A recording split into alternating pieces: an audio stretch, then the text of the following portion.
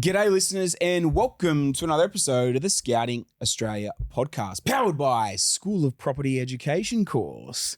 Joining me in the studio today to discuss the title and the topics of today's episode, guys, being resetting your goals, top tax tips, and a bit of an update around the bootcamp is big Mr. Brendan Geoghegan, mate. Welcome back to the show. Head of Education, School of Property, mate. How are you? Back again, mate. Very well. Life's good in that sweet spot, mate. Family's well, and keen to rip in today. We don't have our little mate Jimmy, so I know, mate. Jimmy, co-host today. Jimmy is partying his way around Europe, mate.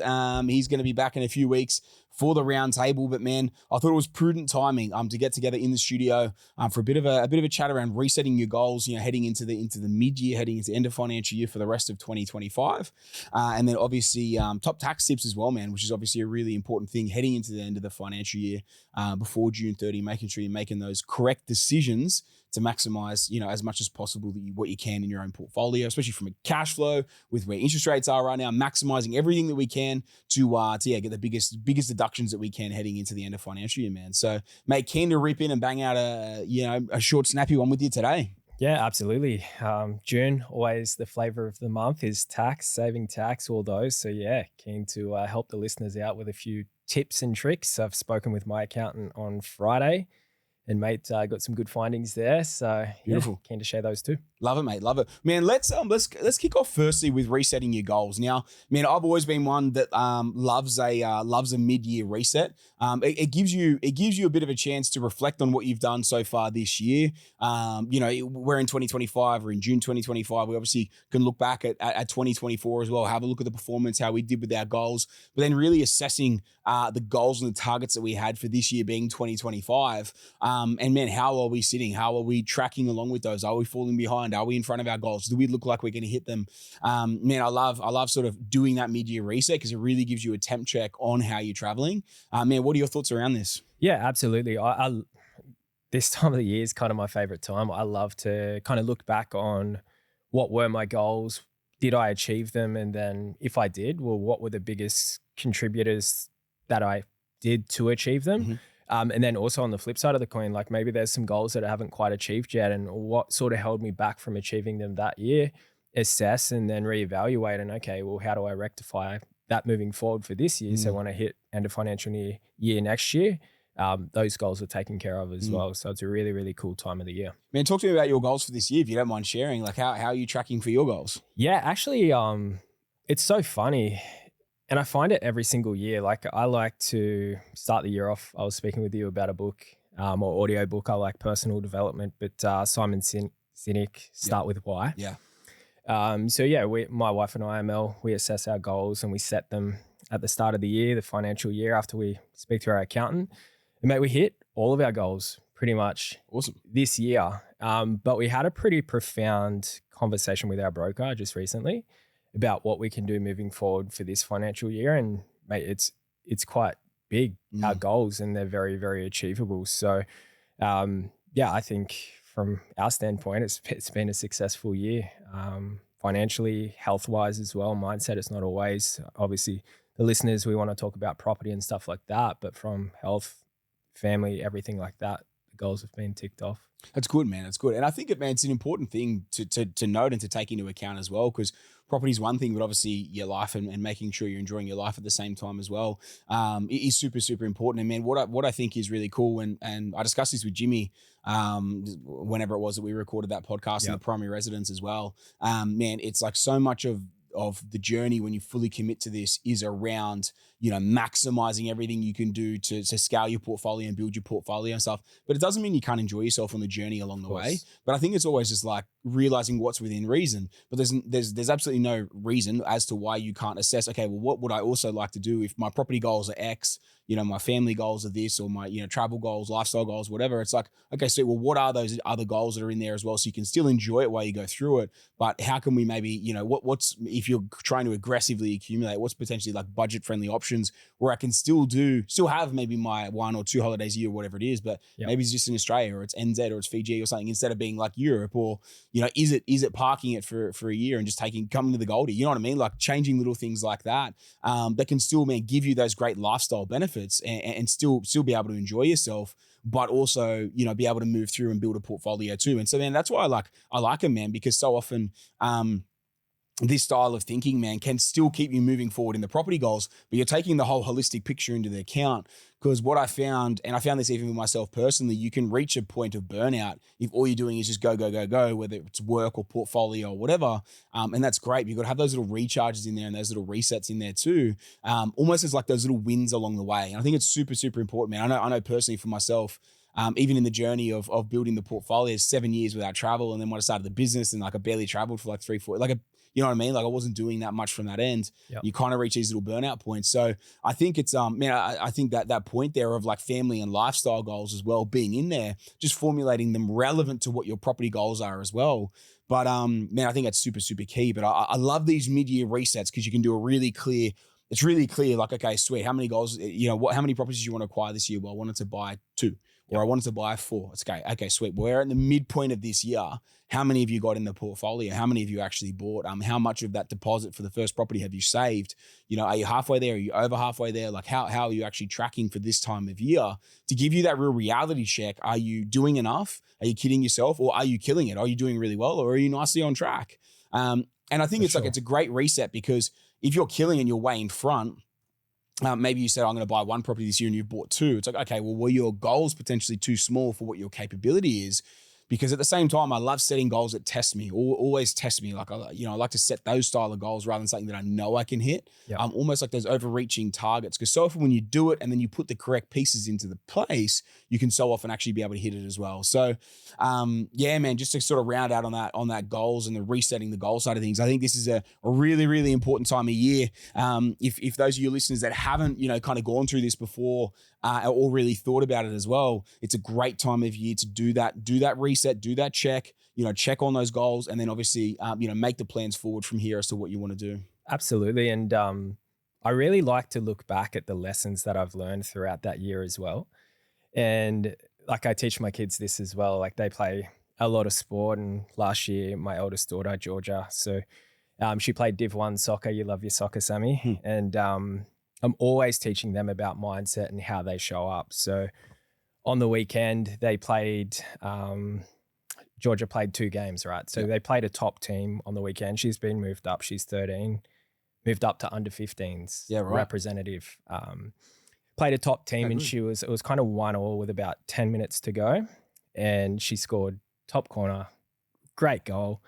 And they won the game. Yep. And she just like jumped in the car, the elation, like she's so excited and stuff like that. And I was kind of just picking her brain. We always dissect the game. And I was like, what made you like get to backstick, score that goal? And she was like, I was just telling myself in my mind, like, I've just got to push. I've got to get there, got to get there, got to get there. Just kept telling myself that, even though I was tired. And I was like, that's so cool. And then the next day they played the team coming last, and they ended up, I think it was a 3-3 draw. Coach was furious. So she gets in the car, completely different. Deflated. Deflated, emotional, like just angry. I didn't play good, Dad. I didn't play good. And I said to her, well, look, like, honestly, I feel like you played pretty good. The coaches were smashing you. They were smashing the whole team from the sideline, but I feel like it was unwarranted. And she actually said to me and pulled me up mindset-wise. And she's like, actually, Dad, they're just yelling at me from the sideline because they want me to do better. I should be doing better. So no, they're not yelling at me. No, it wasn't unwarranted. I need to be better. And I'm like, wow, like the difference in mindset, like how do you show up? Do you show up in the good times with a positive mindset? Well, that's great. Like with property, and obviously we want to take the lessons out from a property perspective. Well, how do you show up from a property perspective as well? Like I've got a property going through building and pests and there's things wrong with it and stuff. Show up with the right mindset. Yeah. Like that's cool. We'll get through it. So yeah, how do you show up in the bad times as well? Yeah. Yeah, I love that, man. It's good, dude. It's good. And I think this is the thing too, man. It's a great, I appreciate you sharing the story. It's funny, man, because like so often this sort of stuff does pop up, like whether it's different things pop up in the journey, whether it's life or whether it's the portfolio or whatever it is, and whatever within the portfolio is a lot of moving pieces. So I think it's how do you create solutions and keep pushing past it as well. So it's good, man. It's a really good story. I appreciate you sharing it from that end. It's dude, it's a great time of year. For those of you who haven't had a good little reset of your goals, or maybe you never even set any goals at the start of the year, how are you going for this year? What can you reset? What can you push forward towards the end of this year? Are you going to bring some forward? Are you going to relax? And what's the case going to be? I strongly suggest everyone have a good look at it from that perspective and reset, build this year, finish 2025 really strong. So you're heading in a very, very strong position into 2026. But mate, moving on, next up are obviously tax tips, the top tax tips heading into end of financial year. Now, most people would know the big ones. And if you're working with a good accountant, they should be giving you all the big ones as well. Obviously the easy wins that you have within the portfolio that you can tick off. But I think it's really, really important to do another session on this year because I want to get everyone thinking about it. I don't want everyone to think about it, on July 30 and then they go, oh shit, like I should have put these things through, or I forgot to do this, I forgot to do that. It's been a big year of high interest rates, meaning properties are costing a lot more to own and to hold now than they once did. Now that will obviously help from a rebate perspective or a tax back perspective. For those of you, obviously held property through this financial year. But we want to try and help you guys as much as possible. Like what else can you potentially, pin up, and pull up and claim back this financial year to get yourself a nice tax check back. Moving forward, man. So diving into this, mate. Now, my first one that I always love to dive in to start off with as well, man, just because I want to go straight out, cab off the rank. Hit me, Sammy. Man, it's all about maintenance. Yep. And so often, so many people put off their maintenance bills, man, and they go, oh, no, I want to put that works off. I'll wait till the end of the lease. If the end of a lease is in July or maybe even August, September, whenever that end of lease is, if you've got works there that need to be done and either they are, critically needing to be done, or you're just putting them off and you're going to do them at an end of lease, which might be in the next few months, man, that is one of the biggest things that I love to actually get on there, knock that stuff out, bring it forward, get it done, get it invoiced before June 30 and pay it before June 30 so you can bring those things forward, get the works actually done and then claim it back and actually get that, deduction back. And then typically within the next 30 days, 30, 60 days. So that's one of my biggest things that I love to do, man. And I remember I used to sort of get caught out by this all the time when I was younger, especially my first few properties. And then I started realizing, no, I'm actually going to bank all my stuff up so I don't do it earlier in the year, and then bang, I'll knock it all over in June, submit my lodgement in July, and then get it all back straight away as well. So it's to me, it's one of the best ones that you can sort of do and implement in the portfolio. And especially if you've got a few properties racking up, you might have a few with maintenance bills, you might have a few that you still want to hang on to for another year or two or something like that. Bring that stuff forward, consolidate it all into the month of June, knock it over, get invoiced, pay for it, and move on, claim it back, very, very quickly in the new financial year. Yeah, it's such a good point. Like we've just had a property that's been released, and I said the exact same thing to the property manager. Like, okay, well, tell me what actually needs to be done, and then give me a bit of works that could potentially be done. Yep. So we've got a big list of, okay, these are all the things that need to be done now to release, but then these are the things that I would recommend you do that can increase the rent a little bit. And it's like, cool, let's get that done now just before tax time, claim it back. So I think that's the perfect time to assess where your properties sit and what needs to be done to move forward. What do you got, mate? So from mine, I speak to a lot of people on the front end that are business owners, and they're always, and obviously everybody wants to save tax, but they're always talking about, well, how do I bring my income down from an income declaration standpoint at tax time to save tax? Yep. Now that's all well and good, but how does that affect you from a goals perspective? We've just went through goals. If you want to buy multiple properties this year, well, you need to be earning a good income. Yeah. So you've got to be really, really careful from that perspective of like, okay, you want to save tax, everybody does, but also is that going to be detrimental to how you build your portfolio and how many properties you can get this year? Yeah. So it's really good to have a broker and accountant that work together. Yep. And be clear and precise on, I want to achieve X amount of properties this year. Well, you know how much you need to earn and everything from that standpoint. Yeah. I love that, man. I love that. It's a really good one. It's one that I actually struggled with a lot when I was earlier in the journey trying to, convince, but show people the difference in terms of what they could do. They go, no, I just want to save the tax. And I think the cool thing is these days, man, so many people are bought into the idea of it's all about the leverage piece and being able to do it. And it doesn't mean you need to go over the top with it, but if you need to declare 200 grand, if you're a business owner, 250 grand instead of 50 grand or 100 grand, and you might pay, let's say an extra 30 grand in tax, whatever it is, but it allows you to buy 3 more properties or something like that, you're going to get a significantly better return on that investment than on paying that piece of tax as well. So, yeah, man, it's one of those things. I agree with you completely. It's you've got to assess what you really want. If you really want to build a portfolio, you need to have that chat again, like you said, man, broker, accountant. Okay, let's maximize this. We don't want to push it to silly levels and pay more than we need to. But if these are our goals for the next 6 to 12 months, or specifically the next 12 months, I need to make sure that my serviceability is going to be able to support that and not just completely deplete it by, trying to save tax, minimize tax. You're gonna, it's the old saying, cut off your nose to spite your face, or you shoot yourself in the foot, all this sort of stuff. That's where you're leading yourself down to as well. Yeah, for sure. It's a big one we see a lot with people coming through to invest, and they've been trying to save tax. And moving forward to the next one, speaking of selling properties, man, and going down that avenue, something that I see a lot of the time, and I actually missed this on the first property I ever sold. My accountant brought it up to me, but it's actually tracking interest properly. Now, there's two parts of this equation. Obviously, the first one being properties sold. So don't forget, you can obviously go through and write that off as a piece, either if it's sold or you're about to go through and sell it as well. Always just remember, check with your accountant, what can I actually write off from this perspective, this cost-based perspective as I go through, in terms of what is being sold off, and can it be claimed up to the point of where it was sold during that period of the year. Before it obviously goes through and you go through your CGT, your capital gains tax event as well. So be really, really careful of that, guys. Tracking interest. Now, the other one is on refinanced properties. Again, I nearly made this mistake earlier when I was younger in my journey. Thankfully, I had a very property savvy accountant, something you guys want to make sure. But even if you do have a property savvy accountant, this is stuff that you need to know yourself personally, so you make sure you get all this stuff together and nothing is missed, because it can be a significant saving. So when you refinance a property from one lender over to another, now you may have had, let's say, 6 months of the financial year, up from 30th to, 1st of July to 1st of January, you might have had with let's say Combank, but on the 1st of January, you refinance over to ANZ.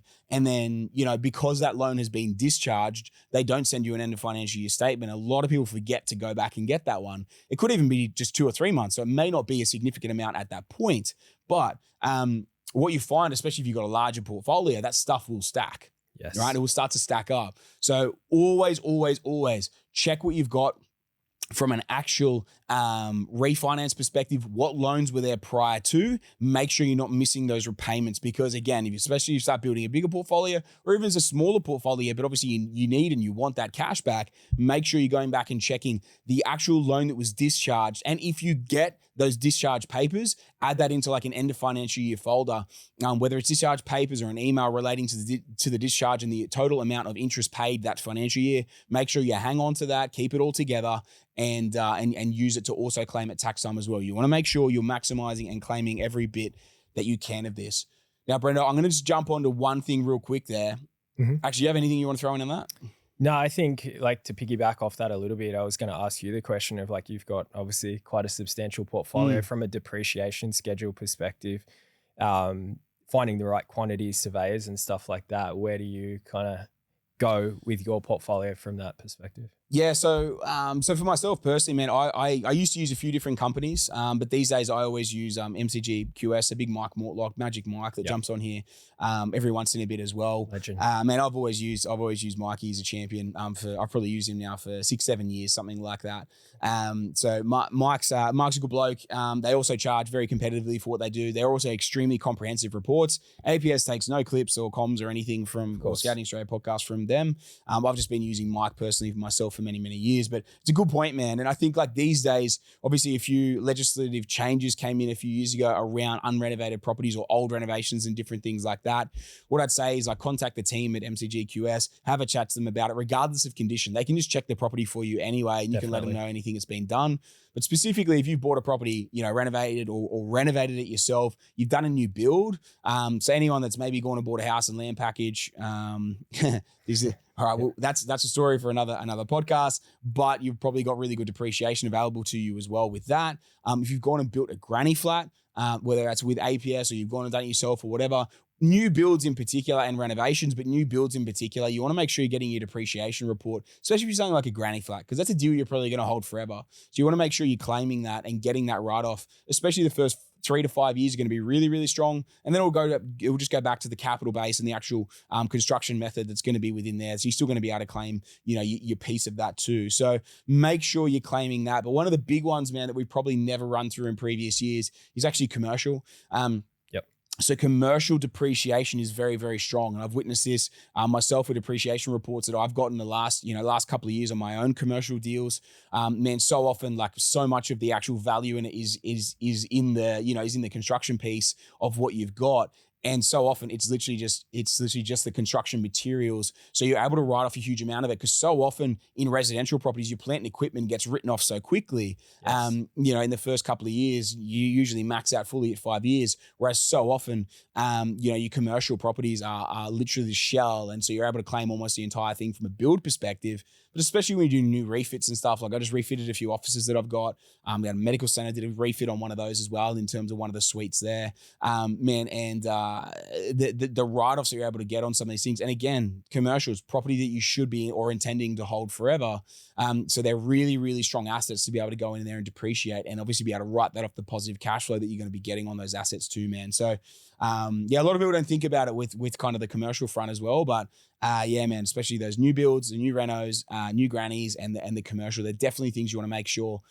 But also on all deals, on all properties, you just want to get it checked anyway, because one of those things, if it can help you with your cash flow, especially, in the interim, in the now, it's going to help you, get yourself further and further along with this too. Absolutely. Agree. 100%, mate. Such a good point. Man, the next thing that I wanted to throw, which kind of flowed on from what I was talking about before, tracking interest, and specifically around selling properties, refinancing or selling properties. If we move into selling, now there's a lot of clients, APS clients that are exiting out of different markets. There's a lot of markets that still have growth potential in the tank. But there's a lot of markets that are sort of semi-stalled, even if they might have some growth potential in the tank down the track. And a lot of clients are taking those to market to reposition capital debt elsewhere as well.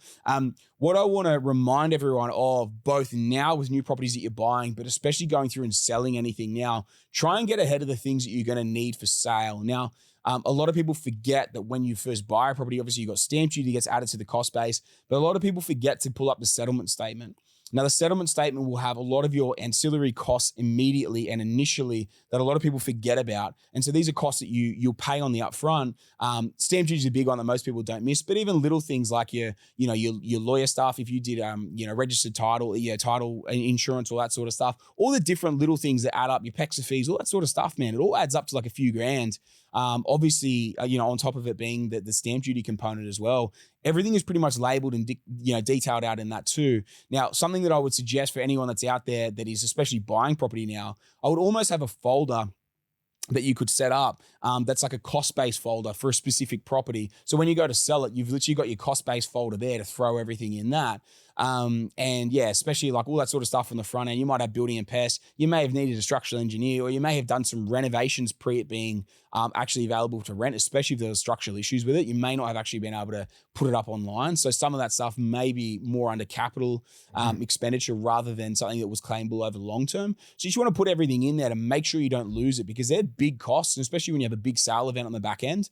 You could be saving yourself a decent chunk of money by adding it in there. So, one of those big things, guys, make sure you find your settlement statement for anything you're going to be selling, find your building and pest reports, find all that old stuff, back from the very, very start. And obviously, don't forget, if you bought with a BA, Australian Property Scout, find your BA fee, obviously, as well. I was going to say that. It's one of those things you want to add as much as you can to this capital base on the very front end, so you can obviously claim it off on the back on the sale, to minimize your capital gains tax exposure as well. Yep, absolutely. Next up, one of the other points that I always love to do. Now, again, this is a little bit of a time-intensive thing, but man, I always used to comb my own accounts, for costs specific to properties, but also costs specific to you as an investor as well. So, I used to have like the property magazines. I have some different subscriptions to, RP data and all these different sorts of things. And it's funny, man, like a lot of the time you sort of forget about these different things that you have in there. It's also a really good reality check of a budget check for you as well, of like, shit, is there something that I'm seeing here recurring again and again? It was my Uber Eats delivery is bloody $1,000 a month, or like,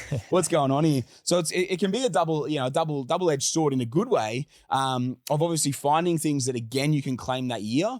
and also like maybe having a bit of a check on what you're spending at the moment too. So I find it, I used to find it really, really powerful from that perspective. Obviously, I don't go through and do it. I don't go through and do it these days, but I've got everything a lot more, the screws a lot tighter on the portfolio and how it's managed. But yeah, that's something I would strongly suggest. Comb your own accounts, go through what can you find there. I always used to find a couple of grand a year that I could write off from it, from that perspective. Now you can write off, $3-4 grand a year, depending how much you're making. It could be $1,000, $2,000 that you might be able to claim back and actually get that back in your pocket post-tax. So it's something, man, that I would definitely say. The other thing on that front is you should be having bank accounts specific to, specifically structures as well, but like even like specific properties. If you don't have something separate, if you, especially, all your properties in your own name, I personally would have a separate account, one specific for properties, and then the other specific to everyday living expenses as well. Keep everything, in that one account. And then if you ever go pay for anything, like I was saying, with subscriptions, bloody RP data, all that sort of stuff as well, you can drive it all out of that account and use it as this is an expense relating to me being an investor, and it's all there in that one account and make it a lot easier to find everything. Yeah, I love that. And making it relatable to that specific property as well. I know like I was very guilty of this before I met you, but I had one email account and all the emails for the properties would go in there, subscriptions for everything, like just the organizational piece is massive. I was so messy, but now come tax time, like back end of School of Property, you've got those deal tracking sheets and stuff like that. So my deals are all tracked, all my info's in the one inbox for that specific property. Like it's just so much easier to manage. So I think that's a massive piece to tax time as well, making things a lot easier. We're all busy. So it's very, very good. Man. I'm with you, bro. I'm with you. And I love that, mate. Man, the last one I've got before I jump into a bonus tip is PAYG variation. So that's a pay as you go variation. Now, for anyone who doesn't know what that is, if you're struggling, like for most people who are fine with the potentially negative cash flow they're copying in their portfolio at the moment, it's probably not something I'd worry about too much. But for anyone who maybe is struggling a little bit with cash flow, I had a few years early in my journey where I did probably around about, 4, 5, 6 years into my journey, where a couple of my properties were bleeding me a little bit. Now, PAYG pay-as-you-go variation is effectively your accountant will set that up for you, and then you can send that, or they can send that to your employer, and they will effectively forecast your net loss from a cash flow perspective this year, how much that would be deducted from your actual, like how much of a cash back you would be expecting at the end of financial year. And then they can use that to actually apply against your income now. So pay as you go withholding, they will actually withhold that tax and pay you the extra into the account, knowing that it's probably going to balance out, give or take, pretty close to that at the end of the financial year as well. So for anyone that's struggling with, with a portfolio, maybe slightly more negative cash flow, especially with interest rates where they are, it's something you can really implement and apply to your portfolio, to your net cash flows today, or especially heading into the new financial year. Really, really easy time to swap it over. That you can effectively get your cash flows into a better state. Because you think about it, man, if you can add an extra $100, $200 a week back into your pocket, let's say a portfolio might be overall running, whether it's 10, 20 grand a year negative, but maybe it's growing by 100, 200 grand a year, you might be hurting with the 10, 20 grand a year negative, but obviously the net effect is what we want. But if you can claim a certain portion of that back now, it'll make it easier to breathe and easier to keep building the portfolio for one, but easier to actually manage that cash flow deficit as well. Yeah, I love that. So to help the listeners out, would you say like it's best for the listeners to reach out to their accountant to help them set that up? For sure. Whether it's set up, we'll see if it's even plausible and worthwhile to do. If you're only running like 5 grand a year negative, it's potentially not worthwhile, like unless you're in a really bad position, like really struggling. But man, anything over 10 grand a year net negative, which at the moment with where interest rates are, man, even though interest rates have come back a little bit, most properties these days are kind of running circa 10 grand a year negative for a bread and butter deal. Yes. So you rack up a few of those, it can rack up pretty quick, man. In terms of it from that perspective too. So it's something to definitely sort of factor into the equation. Have a chat to the accountant to see if it's worthwhile for you. It's pretty good timing as well, heading into the end of financial year, heading into that sort of tax planning too, to sort of probe with that question. Do you think I should be doing a PAYG variation heading into the new year to help with cash flows? And you need to be able to be accountable to that answer as well. Do you need it? But yeah, man, it's a really good one to obviously run past the accountant and check it all out. Absolutely, man. There's been some pretty solid tips so far. So a bonus one, hey? What do we got? Mate, bonus one is a little bit of we'll call it a little bit of a selfish one for myself. But it's around School of Property. It's a double-edged whammy here for everyone listening. But we're talking School of Property, man. We obviously had it ticked off. 50% of School of Property is tax deductible. Now that also goes for anyone that obviously has already bought School of Property as well. So make sure you're claiming that, you're writing that off. It's not the same as the buyer's agency fee, which is added to the cost base at the back end. It is something that you should be able to write off in whatever financial year you bought. If you haven't written it off yet, you can obviously apply that to your tax as well and write that off. So I actually will claim that as a pretty good bonus tip, because there might be a lot of people who have already bought it, whether it's directly School of Property, whether it's a membership or whatnot, that they can apply, to their tax position and write that off too, man. So it's that's a really good one, man, because obviously BA fees are added to a capital base, so it is different from that perspective. And then anyone that hasn't bought it yet as well, just remember, you buy it before end of financial year. Again, same as bringing that maintenance forward. You buy it before end of financial year, man. You're going to be able to write it off within the next probably 30 to 60 days, depending on your position, how quickly you can lodge your tax. Be able to get 50% of the course, deducted off your payable tax as well. Yeah, it's funny. I think a lot of people understand that as well. I've had a fair few booked calls recently, a few people joining School of Property off the back of wanting to save a little bit or claim some tax. Beautiful. June 30 around the corner. So it's been cool. Been speaking with a lot of the listeners, which is great. Beautiful, mate. Beautiful, man. I love it. And on that note, man, obviously so this is being released on a Monday, on Thursday night, man. Now the webinar that we had last Thursday, that was obviously relevant to obviously School of Property students that are in School of Property. But anyone that isn't in School of Property, or isn't an APS client, we have a webinar kicking off this Thursday as well. And this Thursday's one's going to be all about creative lending and strategy, strategic piece behind building a large property portfolio. So, man, we're going to be obviously deep diving into that. Now, for anyone in School of Property, obviously the depth of knowledge that we go into within School of Property, probably not overly relevant for you guys. You might take a bit of value from it as it is. But for those of you who aren't in School of Property, I think there'll be some good needle moving tips that are obviously going to be within this presentation that you and I are going to go through on the webinar as well. So anyone that isn't registered, the link will be in the caption, or it'll be in the details in the bio of this episode as well. So go click the link, log in, hook into the webinar, and where Brenda, you and I are going to be running through obviously the creative lending and strategy around building a large property portfolio. But also we always do a market update and do a bit of a Q&A at the end, which typically goes for, I think last month's one went for about 45 an hour or something like that from memory. Yeah, it was pretty in depth. So we've had a lot of people reaching out, booking calls with me, speaking to me, and just needing to understand a little bit more, obviously not as in depth as School of Property, but understanding a little bit more about strategy, creative lending, and stuff like that. There's also some people that haven't really heard or seen too much about us, so they want to know and learn a little bit of how we do things as well. So it's kind of just giving back, to be honest. It's and it's fun, man. Like obviously being in front of a lot of people that want to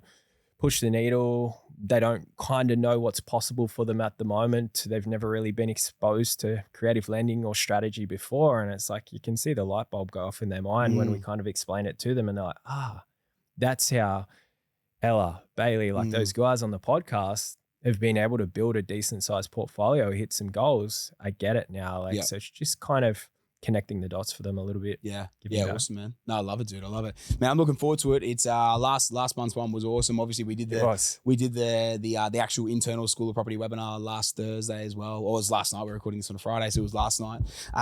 Yeah, man. So it's everyone can probably tell I've lost my voice a little bit, off the back of it, which typically happens after a 2 to 3 hour webinar.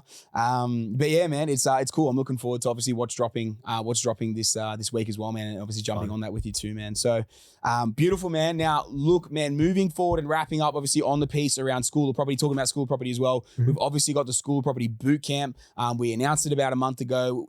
All the details are going to be coming out in the round table. I think that's in 2-3 weeks away from now. We're going to be recording and releasing that. I think it's the first Monday in July, I think, from memory, guys. But yeah, man, Bootcamp update. We've got a couple of items here to tick off. We do. I'm excited, man. I'm amped. I'm pumped to get back to the bootcamp. So I think, like, little story, I actually was at a boot camp before I joined APS. Yeah. So we were obviously mates and stuff like that. He said, come along to the boot camp. That's right. I forgot get in the room and kind of just feel a little bit of what it's like and speak to some clients. So, man, I'm like in prospect mode. I'm going around asking people, how long you been with APS as a client and stuff like that. Man, it was mind blowing. Like I spoke to that many people and they're like, yeah, been there for 2 years, 5, 6 properties. So that's the thing I love. Like you're in a room full of collective people that all have similar goals and they've all got different journeys. And it was just cool to kind of understand and get a bit of a picture of how many people you're actually helping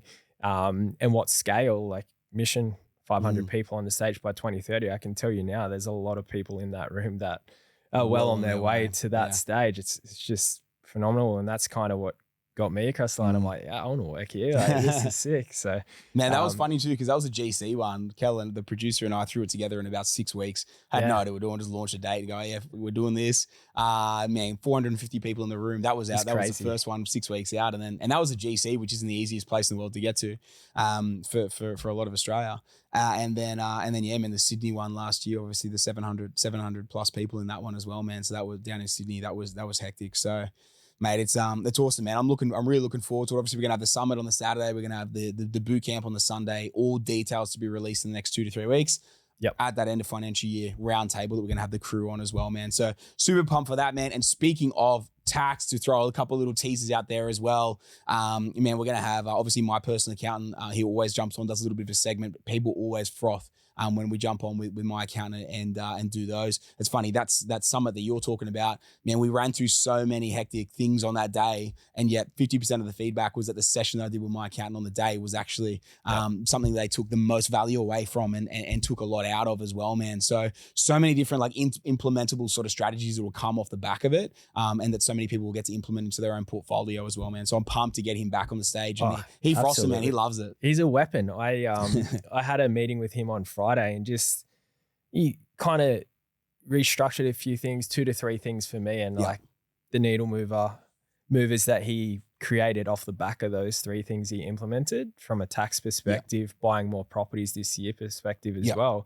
was crazy. Like my wife and I, we left that meeting going, how good's this? Like, cool. We thought X amount of properties, and it's pretty much tripled it in regards to what we can do now. I'm like, all right, let's go. So that guy on the stage, I get feedback from him all the time. And that's a good thing about, not to plug School of Property, but you get access to these types of people through School of Property as well. So I think when I, like broker accountant wise, when I first met you, I was maybe tapped out at 3 or so properties. Spoke to those people, boom, oh no, we can have you at 10 by the end of the year. And I'm like, what the hell? Like, these guys are just on a different level altogether. So it's a cool session. Very, very good. No, that's cool, bro. That's cool, mate. I love it. And likewise, man, looking forward to getting him up there. And it's a dream team, man. That's what you need to build the portfolio properly. BA, accountant, broker, all over everything that you're doing, man. And obviously committed individual pushing it as well. So, mate, I love that. Pumped to get him on the stage. Man, live strategy sessions have been confirmed once again. I was getting pumped so many times, like, man, we want to see these again. We want to do them again. And I had a lot of fun with it, mate. It was sick. I think, man, we dissected some pretty cool properties, some pretty cool portfolios, really what to do. And there was some really, really cool stories. One in particular is coming to my mind of the marshals from Adelaide, and they, cool. Man, they laid everything out on the table. And this is before they were mentoring clients. And I kind of broke down everything that I would do in the portfolio, and literally in front of whatever it was, 500 people at the boot camp, and really broke down exactly how I would actually build the portfolio. And it was funny, man, because like, I sort of challenged them a little bit on stage about like, what do you actually want to do here? And they told me their age and what they wanted to achieve and all the rest of it. And there were some pretty big moves that I just said, well, if this is what you want to do, this is how I would do it. And then, yeah, man, they've committed and gone all in on it, man. And they'll be on a potty towards the end of this year, maybe heading into next year. That's cool. Around what they've done as well. And mate, it's absolute insanity. What we've been able to do for them, but also not only that, the commitment that they came through with off the back of it. And man, I think that's the cool thing about the live strategy sessions. It's something that people are going to be able to look at and see and go, oh shit, okay, that's how somebody would actually tweak a portfolio like this or build it like that or whatever. So yeah, man, I think it's super powerful. And that for me, they were probably my favorite sessions to do. Like I love doing the whole thing the whole day, but I think the actual live strategy sessions, man, they were so powerful, and you could just see so many people took so much value out of it. And I got to do what I do best, man, which is pull apart portfolios and tell people straight exactly how I would build what they want. So it was cool, man. That's exactly what I was going to say. Like with you just shoot straight. Like you're not going to fluff things up and be like, oh no, you should do this and this and this because it's easy.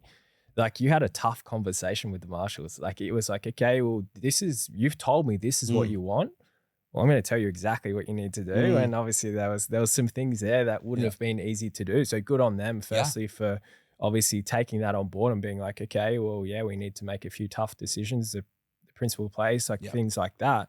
but then also for you to shoot straight and be like, because they're not going to go to an accountant. They're not going to go to anybody else, another buyer's agent that cares that much about somebody where you're like, okay, I'm going to tell you the hard stuff. Yeah.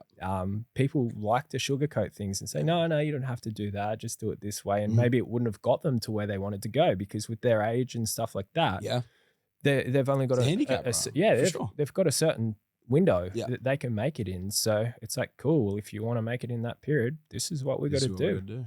It's cool. 100%. Love it. I love it, man. Absolutely amped for that.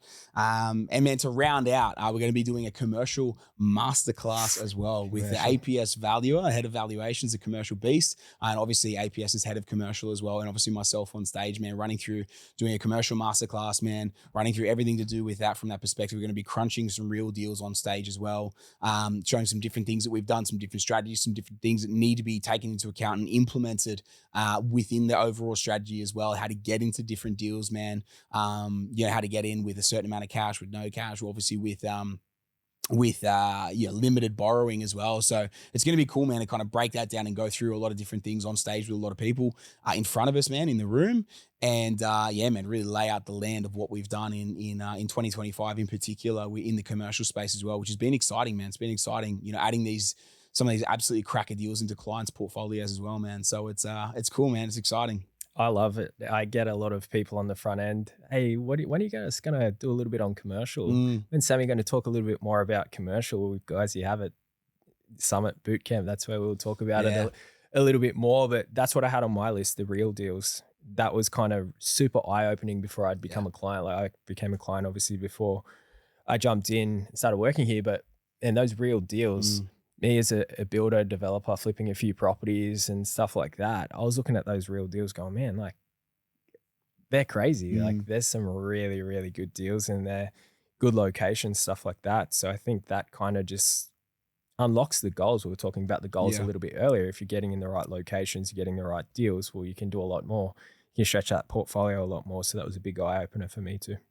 No, I love it, man. I love it. Yeah, obviously Real Deal is going to be in there too, man. So it's exciting, man. I'm looking forward to it. I think the boot camp's going to be epic. Obviously the summit's going to be epic as well. But man, the boot camp is obviously where I get to unleash a little bit, from a School of Property perspective and pretty much leave no holds barred. So, dude, mate, that is a wrap for today. Brendo, man, absolute pleasure having you on the show, man. Likewise, I think we covered off a lot of ground, man, in circa 40, 45 minutes. Go through it. We punched through a lot of stuff, man. So, mate, as always, thanks for coming on, joining us on the show today. Always a pleasure, mate. Appreciate it. Thank you, buddy. Listeners, I hope you took some great value out of today's episode. If you did, please send it on to someone else you think would also take some great value and benefit from today's episode, all about resetting your goals and top tips for tax time heading into the end of financial year as well. As a final reminder, guys, if you've been loving the episodes as well, if you're loving the Scouting Australia podcast, please make sure you hit that subscribe or follow button on your favorite listening platform. And until next week, guys, that's another Scouting Australia podcast.